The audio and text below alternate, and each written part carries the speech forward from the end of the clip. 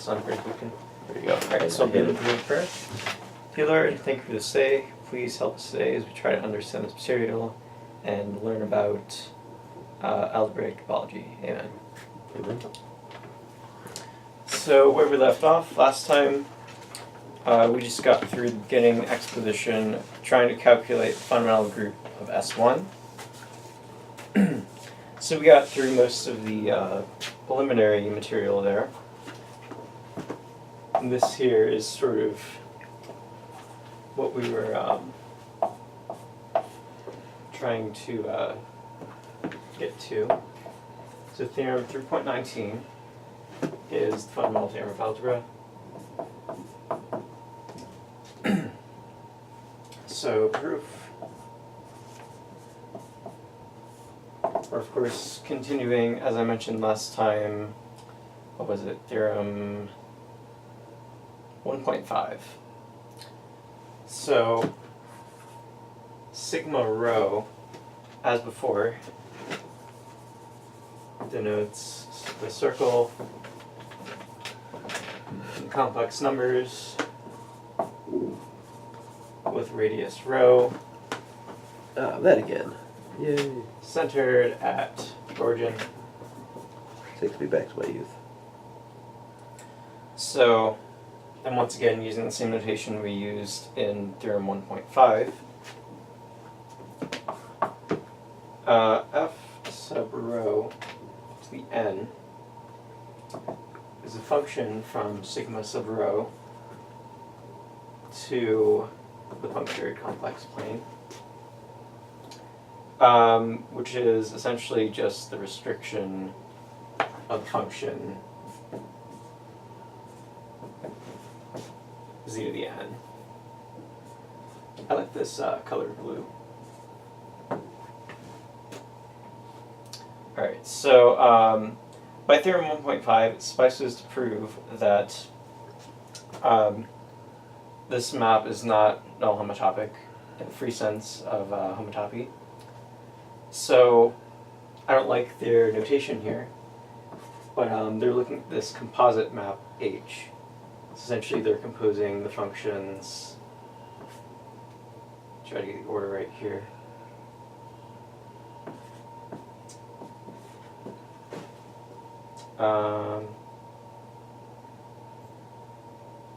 Let's see, I probably should have written this down. Okay, I think it should be backwards order. So essentially what this H map is, H is equal to the composition of the maps. Z maps to Z over the norm of Z, composed with Z maps to Z to the n, composed with Z maps to rho Z. And that gives us a map from S1 to S1. And I think that's the order they're doing it in. But the remark they make after this, they say, were f sub rho to the n null homotopic, then it would follow that H is null homotopic. So the reason for that is they don't say it explicitly, but if we had a homotopy, free homotopy that is, f from f sub rho to the n to some constant map, k, at whatever the base point is, then we can construct this homotopy G. So I'd find G of zt is equal to 1 minus t times f of rho z comma t over the norm f of rho z comma t plus t times f of zt. And you can verify that this, in fact, is a homotopy between H and said constant map. So this is why if f sub rho to the n is null homotopic, then H would also be null homotopic. So as you can see here, this here is the composition, and at t equals 0, that's what you get. T equals 1, you just get back k. So with that in mind, corollary 3.13, remember I said earlier this we were going to use this. Oh, where is it? I lost it. Right, so corollary 3.13 says essentially if you have a map that's freely null homotopic, then the induced homomorphism is trivial, right? Mm-hmm. So under the assumption that f sub rho to the n is null homotopic, this induced map H star is also trivial. So anything it acts on is going to be in the path class of a constant map. So applying that to our oddly defined exponential function, by the definition of the induced map, we get H composed with X, which by the definition of this H map, they note after you work through this composition here, restricting to S1, this in fact is the map Zn. So this is actually Xn. Yeah. So this is trivial. Huh. And I guess I don't think we formally proved it, but it's pretty easy to show that if you have a trivial path class, that's going to have degree 0. Right, so here we have degree 0. Yet the degree of x put to the n is n. So we get a contradiction. Therefore, we have shown by theorem 1.5. I guess I'll quote it again for emphasis. So the degree was the... That's the contradiction. Let's see, the degree of f was the... We take the lift, the unique lifting that sends 0 to 0 and plug 1 into it. That's the degree. Right. Oh, if it's a constant map, if it's 0, it's Right, it's 0. not, I mean, intuitively speaking, Yeah. like yeah. it's not moving anywhere, so it's not going to wind around the unit circle Oh yeah, any times. So, well, this that's pretty obvious. And then this also, you know. Well, yes, geometrically, Yeah. I'm trying to be a good citizen of the mathematical world and go back to the definition. But yeah. Yeah. It's also it's easy to see from the definition too. But yeah. So by theorem 1.5, which essentially says if none of these maps are null homotopic, then the fundamental theorem of algebra is true. So essentially we just showed if we assume that one of these maps is null homotopic, we get a contradiction. Therefore none of them are homotopic. Theorem 1.5 applies, and therefore we go back to our previous work, and now we have FTC true. completed the proof. So there's Well, that. Modulo the giant holes in our argument last time. Because Last time? Well, The one corollary we didn't go through. Right. But It's besides that, yeah. Yeah. So Huh.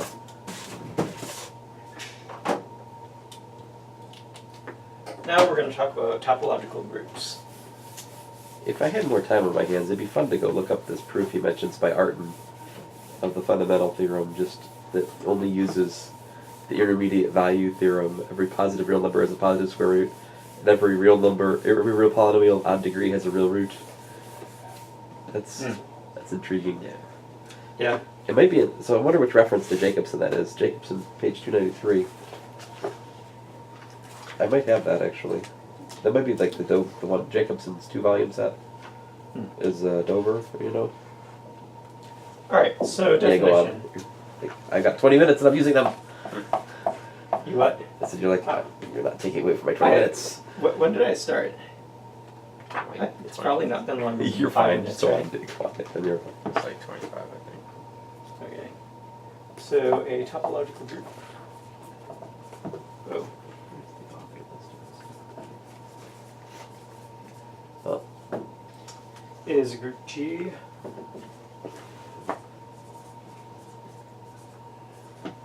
whose underlying set is equipped with the topology such that the multiplication map, they use mu for some reason, I haven't seen that before, but let's go with it. Mu from G cross G to G, given by, of course, That's x, basically y what- maps to x, y in the group, is continuous, with, of course, G cross G having standard product topology induced by G, and to the inversion map.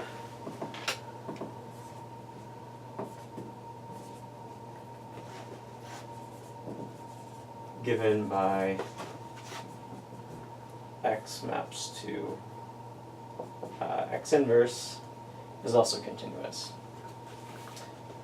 So they give you examples Rn under addition and S1 under multiplication. Of course, any Lie group is going to be a topological group. I guess, I guess almost by definition, because a Lie group's just a group that's a manifold.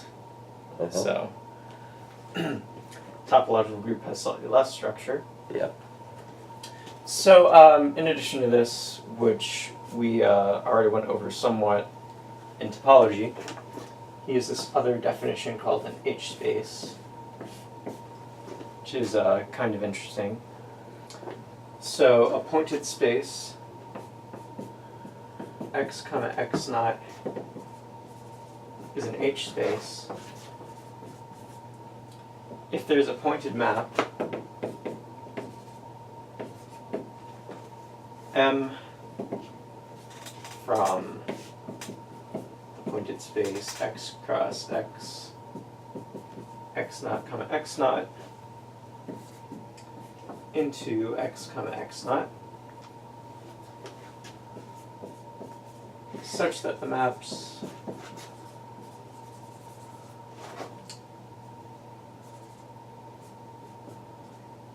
M partial composed on the left with x naught, and M, partially applying x naught on the right, are pointed maps that are homotopic to the identity on X, rel X naught. Not I dot this time. So essentially, this is kind of an out there definition, at least in my opinion. I feel like there's a typo there, I don't know. Where? One calls X naught a homotopy identity.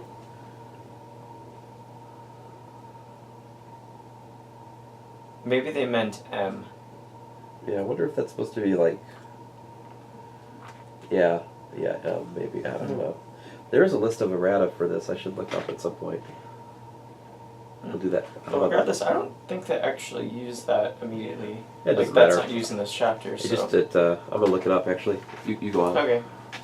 So they say clearly every topological group X with identity X naught and multiplication M is an H space. So when I first read this, I was really confused because I was like trying to find some homotopy between the group multiplication map, like with a point fixed, to the identity. But then I realized that we're working over pointed spaces, choose your point to be the identity. So if you do that, you actually get equality. So that is why, visibly, Yeah, it is. every topological group X with an identity X naught and implication M is an H space. So essentially, what we're going to use this for, our last theorem, well, for what I'm presenting. So maybe that's why they call it a homotopy identity. Sorry, call X not a homotopy identity. That makes sense. Because it like kind of Yeah. the multiplication. And so essentially what we're going to use the structure for is our theorem 3.20 that we're going to look at in a second here. If x comma x naught is an H space, then pi 1 of x comma x naught is abelian. We essentially use this H space structure essentially to exploit this direct product to prove that the fundamental group is going to be abelian for H spaces, is kind of the motivation for it. So moving on to that, well, hang on. I think there's one more remark I need to make here. So essentially they say, you know, these partial composition maps are just, let's see, well, this one here is M composed with ID comma K, where K is the fixed path at X naught, and this one here is M composed with KID. So with that in mind, we can go on to the theorem. So theorem 320, which I said if x naught is an H space, then the fundamental group of x at x naught is abelian. So I'm not going to write that out. Proof. So recall from theorem 3.7, which was essentially that these two fundamental groups here are isomorphic. This was the isomorphism we used from pi 1 of x at x naught cross pi 1 of, well, in the theorem it was y1 naught, but this is a particular case of that. Move this chair out of the way. Not to pi 1 of x cross x, x naught cross x naught. So this was an isomorphism, and we define it by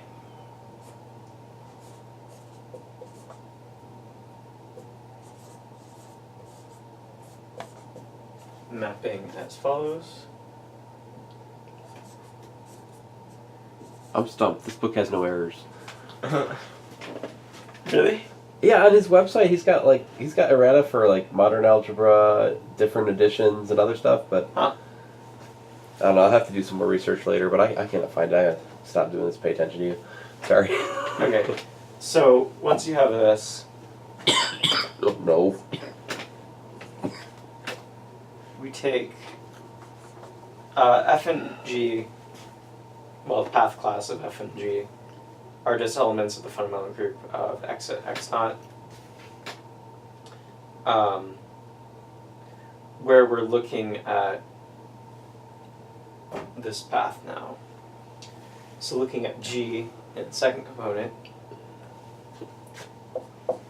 we have g is equal to m of k comma 1 on x star I can't bear it. So I can't bear this, Nathan. what? Is there an error? Okay. Oh, you want to write it out? Gotta have this be a multimedia presentation. It's just bothering me. I don't think you got enough room to write it. Can't have not enough faith.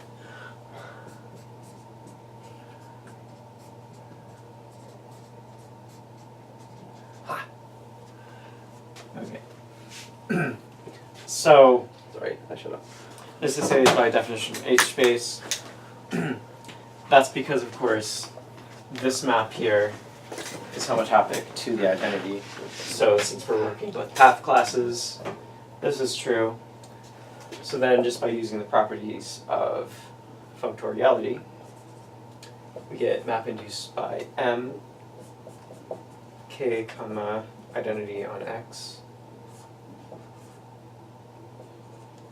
mapping, or applied G, by the definition of the induced map, we get K, G, comma, G, then, okay, so we're working backwards at the definition of theta, so this is equal to the map induced by M of theta Uh-huh. of kg g. And then finally, that is equal to the map induced by M theta e g. Since constant composed with anything is constant, so this is what we're taking as our identity in the fundamental group. Yeah, so that's actually what's in the next line. E equal to path class of K is identity. So similarly, they say essentially by the same arguments, working on the first component here in this direct product structure, like I was talking about, you can show that the path class of F is equal to map induced by M theta path class of F on the identity. And that for essentially the same reasons, we're just working on the other component. So since we have that,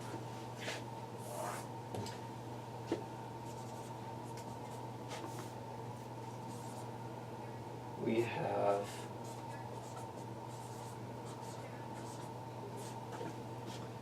this, just factoring it inside the group here, is equal to the map induced by M theta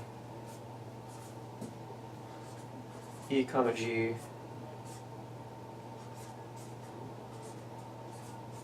F comma E.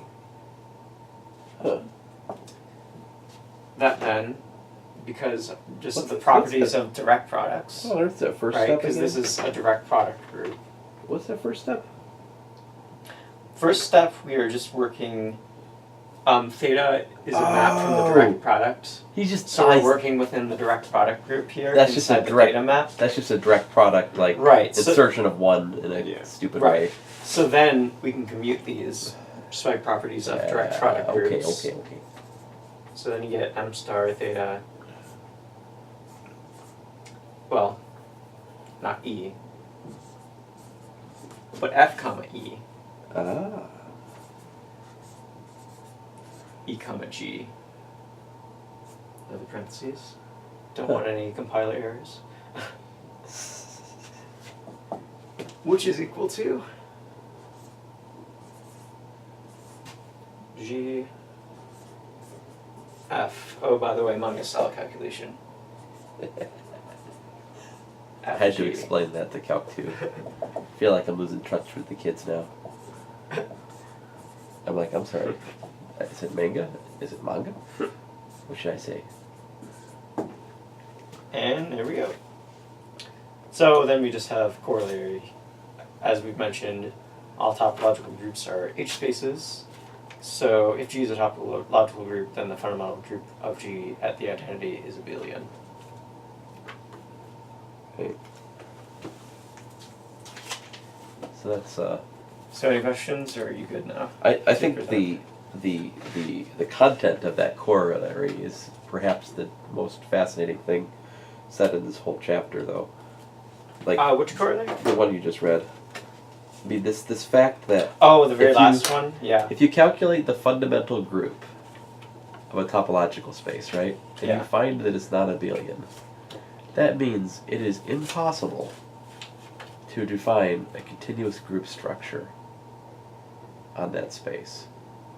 When you think about the infinity of ways there are to create products on things, it's kind of like amazing. I don't know. I mean, I think that's really cool. Like that, it forbids the construction of any product. That topological data. That's bizarre to me. Yeah. I don't know if this is part of the argument. Like, you hear people of the higher spheres. There's only a few spheres that have group structure, right? Like S1 is the unit complex numbers.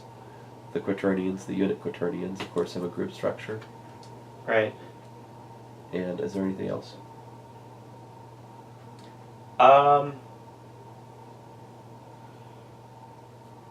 I think there's also the octonians, Yeah, I'm not. but that's it. I can't remember. Because That was it.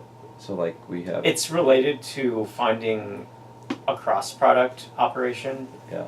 and that's possible in dimensions I just. 2, Uh-huh. 3, and 7, which Well, corresponds to depending on what the you mean by reals, cross product. the complexes, Yeah. the quaternions, and the octonians. I see. But it's a generalized notion of cross product. At some point, I'm going to step on your feet, and you're going to regret not wearing shoes. Wait, I have a question. Yeah. How did you go from the second equation from the second line to the third line? Second equation down here. Yeah. So here to here. Yeah. Because remember,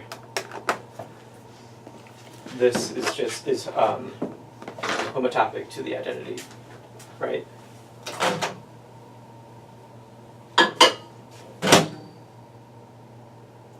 I guess technically there's another step in there, because we're doing the same thing that we did here essentially, right? So I think you technically just say, okay, that is equal to, Yeah. In the book, he uses homomorphism property to I get guess from the M of, second. or not used by M of, what is it he's going to? So I guess it's, He splits it up since M star is a homomorphism. Oh, so it's like M of. oh, so that's just because of the homomorphism property, okay. Right, because this is a homomorphism, this is also a homomorphism. So then you get M of So- theta of so F if of you- theta times M right, of right, right. theta So of really E right, of M G. star of theta of Well, you want to have the G, F EG. E. Well, if you're trying to show that it's equal to path class of G times path class of F, you want to... I think what you wrote is... What you wrote in the second line should have gone between the manga equation and then... Over here. Yeah.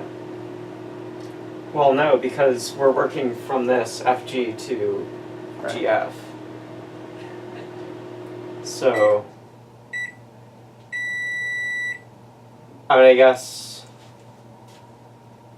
I guess technically we could have done the same thing here and here. He says in the book he does But the it's essentially this calculation, he right? says he does the calculation for FG and then he does the same calculation again for GF, Right. Mm-hmm. but they both meet in the middle at the, I forget what now, but Yeah. I just think what you wrote in the second line isn't really relevant, I guess. Well, At least not where it should be. from this, you get to this theta. Yeah, but we're trying to show that it's equal to path class of G times path class of F. Right. But then this, by definition of H space, because, well, I guess not See, by definition. that's kind of like going in a but- circle almost. Because then you just get the same Is it? thing as what you started with. Well, no, because the point is you can swap these, then you get to GF instead of FG. But, So well, you start with FG, you unwind it, you it's- swap it once you get to the multiplication of these two inside the group, so you pi 1 of x cross pi 1 of x. You flip it, then you undo that to get GF. essentially.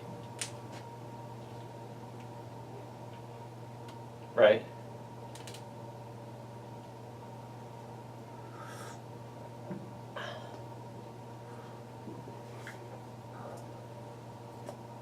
Yeah.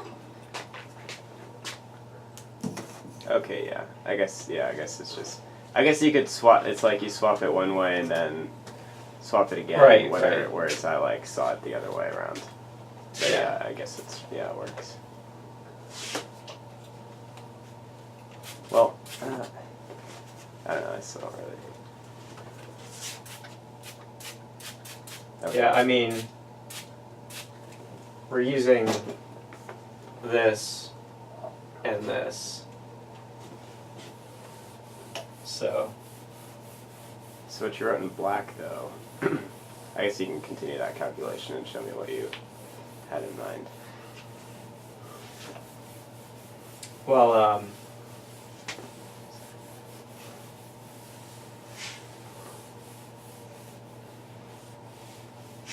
well, what you're disputing is here, though. Right? Yeah, because you end up with like F then G, and we're trying to get G then F. Oh, did I? Oh. You know what it is, Daniel? It's my dyslexia. Or my brain wanting to be abelian when it's actually not abelian. Alright, so we're trying to show. But no, I meant to write FG here, then GF. So that's probably why you're getting confused. This should be Okay. flipped. Yeah. Okay. So I can see the confusion now. Like this should have been FG, path class F, E, then E, path class G. Yeah. Okay, and he skips that. And then he skips that flipping you stuff anyway. flip so- it. Okay, got it. And it's EG, FE. Then from here to here, you apply the then homomorphism I see. property. Okay, yeah, no, I know. Then you use these two identities that he derived earlier. Fine. Thanks. Very good. Easy.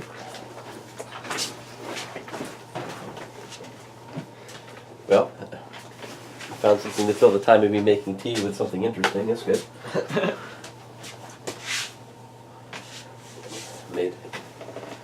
Made you make that a slight error. And willed you to do that, Nathan. With my What kind of tea do you have? with my It smells good. hidden powers. I think it's Earl Grey. Hmm. It's not. It's like, That's what it smells like. yeah, it's Earl Grey. So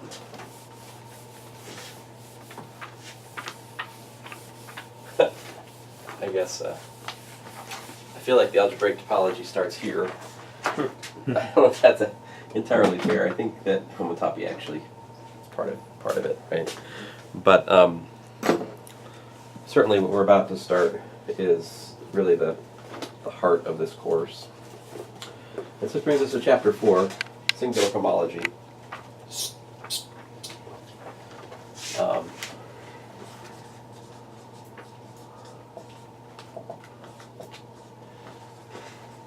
And so he starts with a discussion of Green's theorem, all right, and the plane. Actually, before that, he says some interesting comments here, right? He's like, basically, it's about simplices, right? So, like, if you have 2 points, two zero simplices, if you will, right? Say x0 and x1. These what he said, look, these ought to be the boundary of a 1 simplex, right? Which is a what? A line segment, right? So, is there a line segment connecting those? So the absence of that line segment connecting to them speaks to the fact that these points would be in different path components, right? So there's something topological about the existence or non-existence of a 1 simplex that produces these 0 simplexes as boundaries. And the same thing if you think about, 3 1 simplexes, right? Do these appear as the boundary of a 2 simplex, right? Well, your ability to do that or not is in some sense question, is there something in here? Is there a hole, If there was a hole there, that might prevent you from actually finding such a 2 simplex to have these 3 1 simplexes appear as the boundary. Although he points out that it's not so much, the hole could look like that, it could be just a single point. He says something ridiculous here that I enjoyed. He said, let's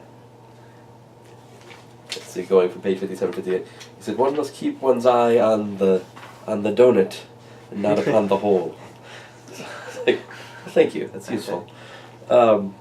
Anyway, so he says, well, that's great, but we can be a little bit more concrete.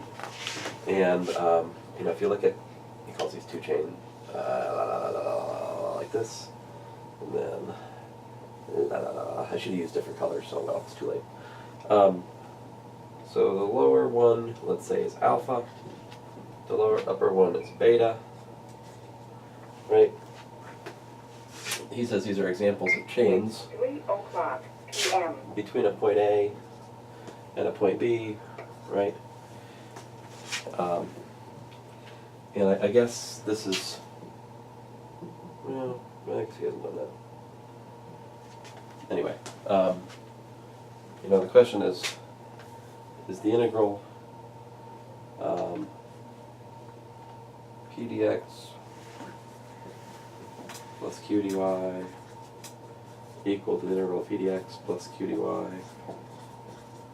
say over alpha versus over beta. Okay. This is what he says. He says, Green's theorem arises when one considers whether given 2 points A and B, the line integral, p dx plus q dy, is independent of the path in D, say from A to B, right? So,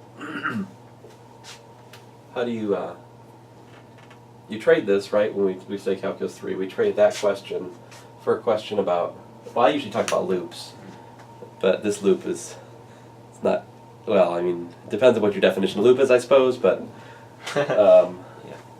gamma, alpha continued by beta inverse or whatever you want. So we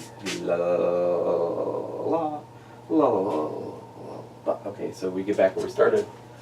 And so the equality of these is equivalent to the integral, right, over gamma of p dx plus q dy being 0, right? But of course, we know Green's theorem says that if you take the union of these things, whatever that would be, let's call it R, the partial Q, we know that this is Green's theorem, right?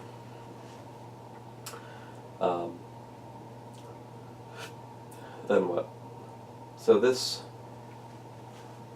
let's see, so this is going to be 0, these will be equal for all possible alpha beta, only if all loops you form in this way are 0, right? And consequently, you have to have this double integral 0 for all such possible, I'm going to call these things.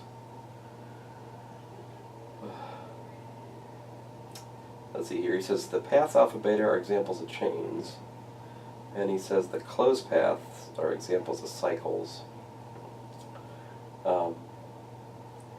And then he says, we now restrict our attention to exact function pairs. Let's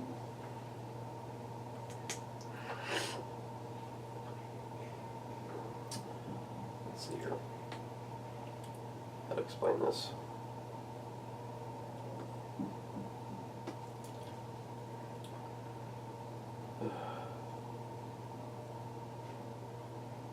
Well, see, I'm still not quite doing this justice. Yeah.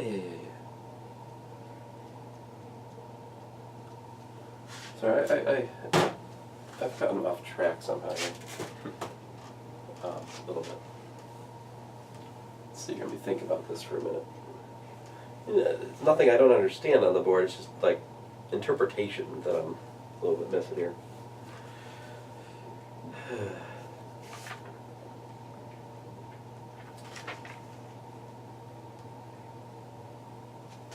So let's see here.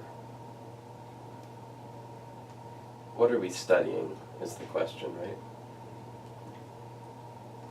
So I suppose if what we're studying, right, maybe we're studying something like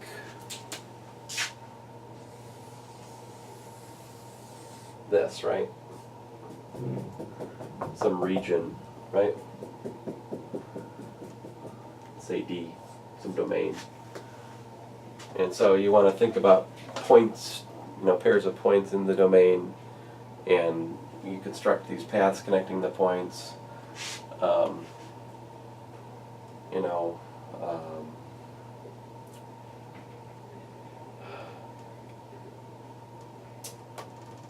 Ooh. Okay, sorry, distracted. Let's see here, and it's not just one choice of P and Q we need to consider, right? It's like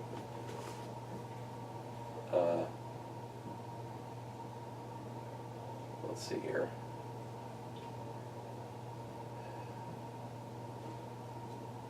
He says, what's an exact function pair? Let's see what that is.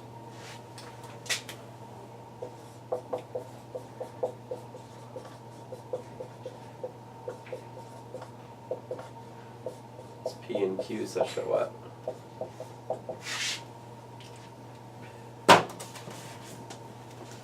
I've already written too much here. All right.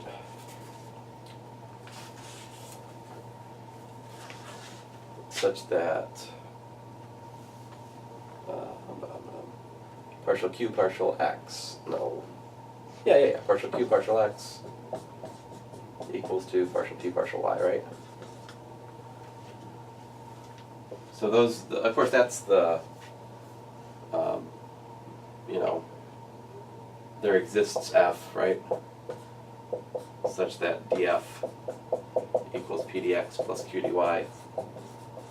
This condition is needed for that to happen, right? Because of the commuting of partial derivatives, right? Like the P is partial F, partial X. The Q is partial F, partial Y. So if I want,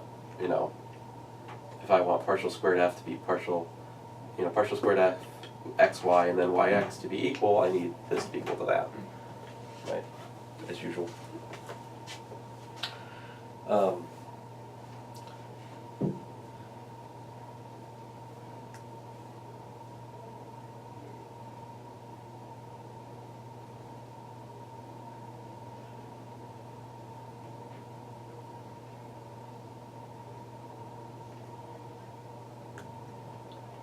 Still missing something here as I look at this theorem, this section.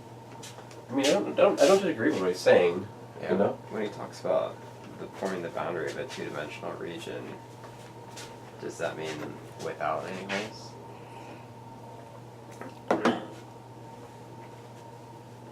He says, which one? Where are you? Oh, like after he talks about exact stuff. So in the theorem asserts that the line integral vanishes if its oriented curves form the boundary of a two-dimensional region, R and D. Where are you? The last sentence in that paragraph that you were on. Which page? Sorry. 59. Oh, I'm sorry.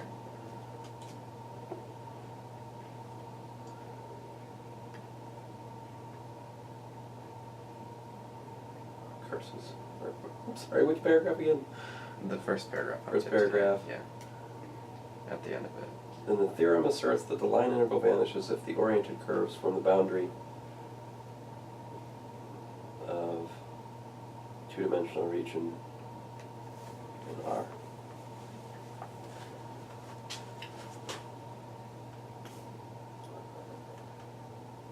So for every I guess it's not that strange.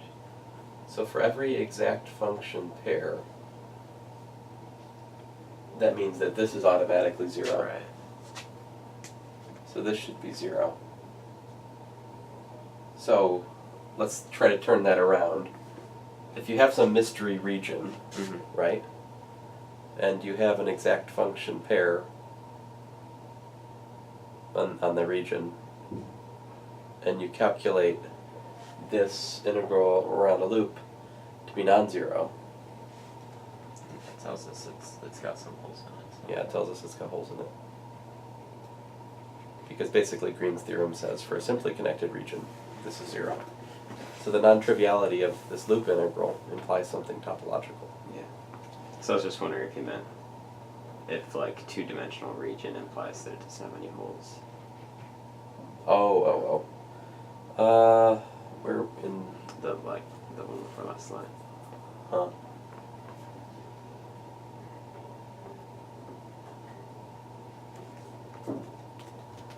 Theorem asserts the integral vanishes if its oriented curves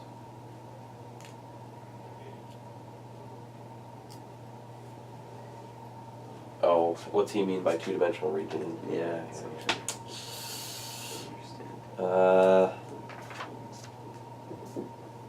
The image of two simplex, of course. I mean, that would make sense. Spoiler alert. I mean, It just seems like you could have phrased it better. he's got if you've got these singularities, right, then you have to Right. surround them by these, and then the boundary for something like this, where these are holes, it's the counterclockwise, and then inside it's clockwise, right? So the union of those curves forms the oriented boundary of such a thing. And Green's theorem still holds for that, right? Mhm. Like if this is R, we can meaningfully say the integral of The boundary of R. yeah, pdx plus qdy, the boundary of R, which includes these notions of clockwise and counterclockwise, is the double integral over the natural area integral of partial q, partial x. Now what does that tell us about, I'm trying to, okay great, calculus 3, but like what does that say topologically?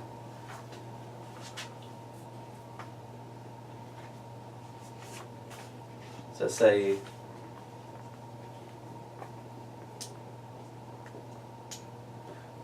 I don't know about that. Sorry, I feel like I'm missing something to say here.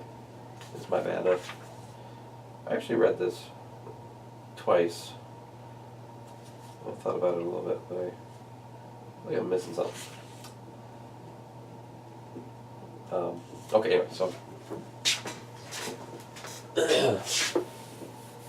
anyway, his initial comments about if the pair of points don't appear as the boundary of a one simplex, or if the triple of line segments doesn't appear as the boundary of a two simplex, there must be something topologically missing there. That resonated to me. Yeah. I guess we'll get back to this when we talk about the dynamical homology later. So it'll be a while, but. All right, so free Abelian groups.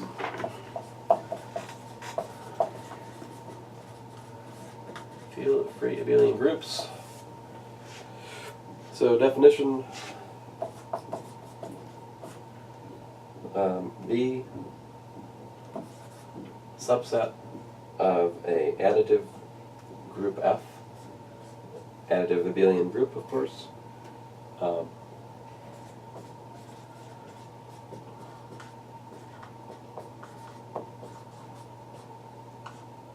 I told group theory this semester, if you use the symbol plus for a group that's not abelian, You failed the class. then yeah, you fail. I mean, you fail at life. So that would be inconsiderate to the reader. That's some baggage that comes with this plus symbol. Anyway, So free abelian, then basis B, we say B is basis basically. What does it mean? Does it mean say B is a basis? If,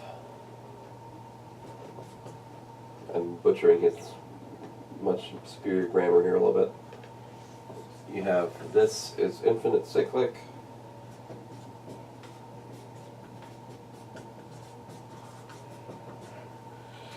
For each B and F, all right, and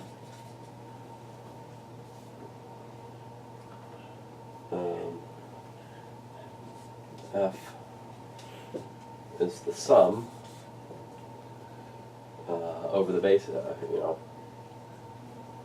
So this is the sum in the group, obviously, right? The direct sum, as he mentions.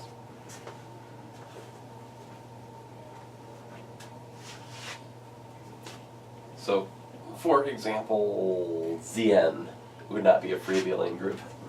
Or is Zn a free abelian group? I don't know. It doesn't have a what? I think so. Well, it doesn't have a basis then. What do you mean it doesn't have a basis? I mean, it doesn't have a basis. I mean, Zn. I mean, okay, guys, you find me something. Oh. I thought you meant Zn, not Oh, Z. yeah, that's okay. Zn versus Zn. Z, yes. Okay, Yes. yes. The finite field, or not field. But Yeah, that's modular. a great example of a not. Yeah. Yeah, there's a certain name. And it could be worse. Like, the people who do the pietics mean something yet. There's yet another meaning for Z sub n in the pietics. But whatever.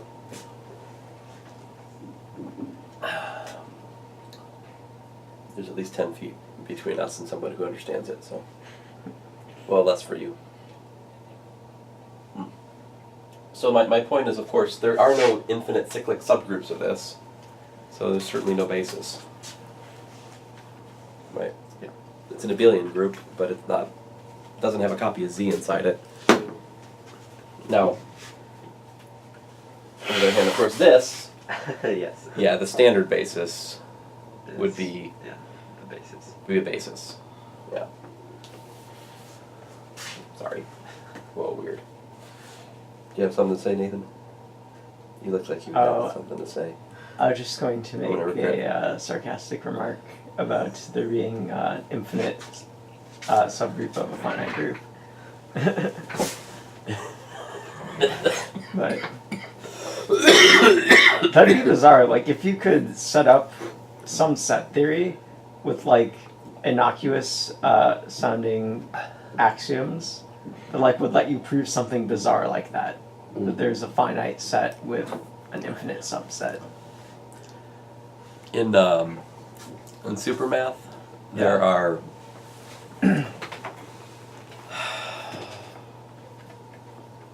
I guess it's not quite the same, but there are like subspaces that don't have well-defined dimension, even though the larger space does. it's just module theory, but anyway.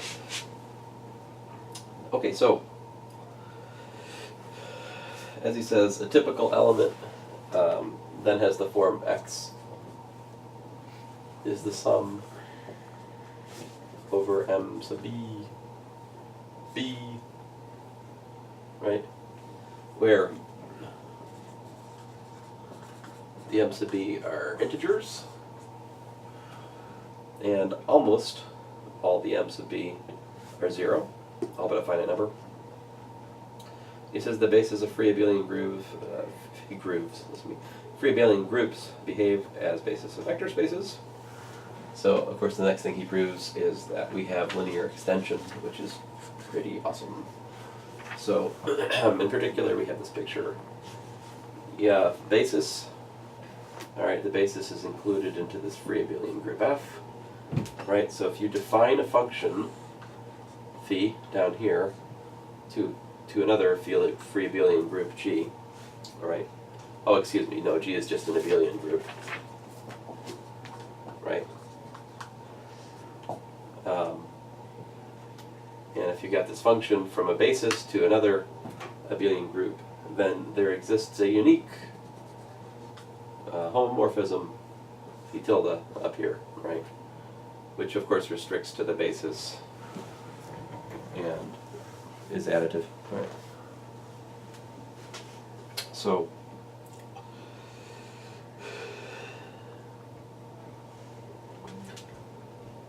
the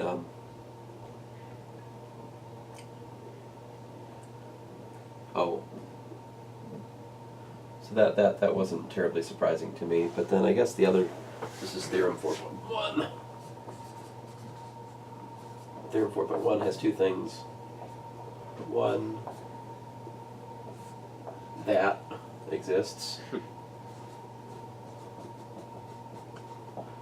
and two, I guess it's a little bit more than that. It's a unique homomorphism, but that's, I guess, implied by this dotted line, isn't it, Nathan?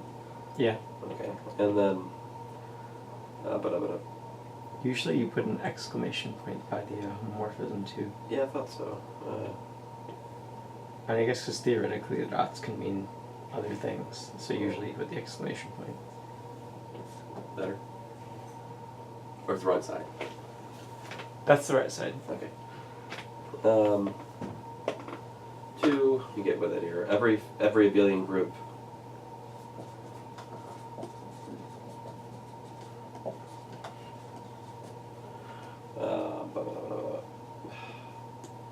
is isomorphic to the quotient group of the form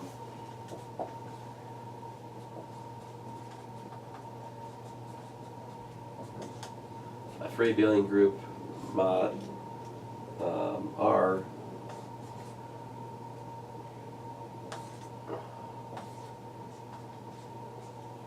alright, where F is a free abelian group.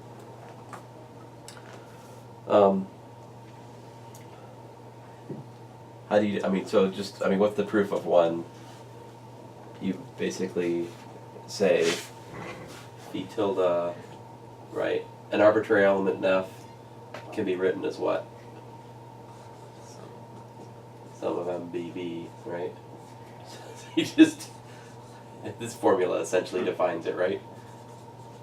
And these are given. So, and then you can prove uniqueness if there's another. Well, I mean, it's a formula.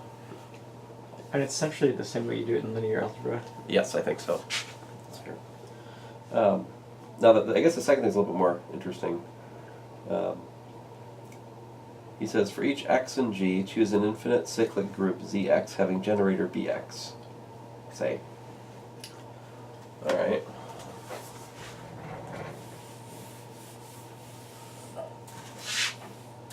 There's like x and g, right?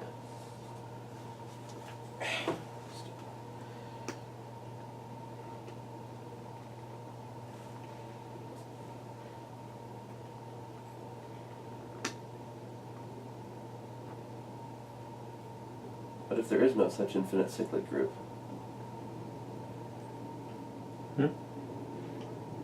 how do I know that there is an infinite cyclic group in They're G? defining the symbol B sub x for every element of G. It's basically the So it's like a equivalent of X. formal.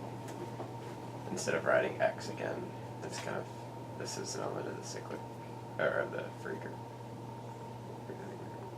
Or cyclic group. Like they're just defining F to be a group of words with Okay. these symbols like BX So choose. for each x and G. He says choose ZX with generator VX. Right. So does that mean that like BX equals to ZX? Right. But here it's really just in the free group, is it? It's just x and then x plus x and x plus x plus x and Well, x plus BX, x plus BX plus x plus x. oh, bx. Yeah. Ah.